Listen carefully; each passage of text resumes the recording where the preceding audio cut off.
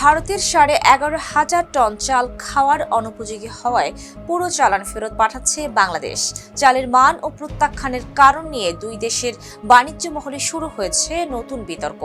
G2G চুক্তির আওতায় MV HT pioneer জাহাজে আসা এ চালের 3,500 টন খালাস করে বিভিন্ন সংরক্ষণাগারে পাঠানো হয়, কিন্তু পরীক্ষা শেষে খাদ্য কর্মকর্তারা নিশ্চিত করেন এই চাল খাওয়া মানুষের উপযুক্ত নয়।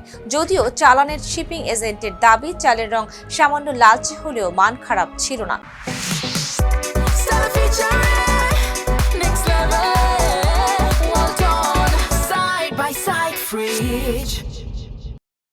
অন্যদিকে ভারতীয় ব্যবসায়ীদের অভিযোগ, এই প্রত্যাখ্যানের পেছনে রাজনৈতিক বা অভ্যন্তরীণ বাণিজ্যিক দ্বন্দ্ব কোণঠাসা করার প্রভাব থাকতে পারে। খাদ্যের গুণগত মান নিশ্চিতের স্বার্থে বাংলাদেশ অনড় থাকলেও সরবরাহ চুক্তি ও বাণিজ্য সম্পর্ক রক্ষায় বিষয়টি উভয় দেশের জন্যই চ্যালেঞ্জ হয়ে দাঁড়িয়েছে। সাইমা রূপা, ফেস দ্য পিপল।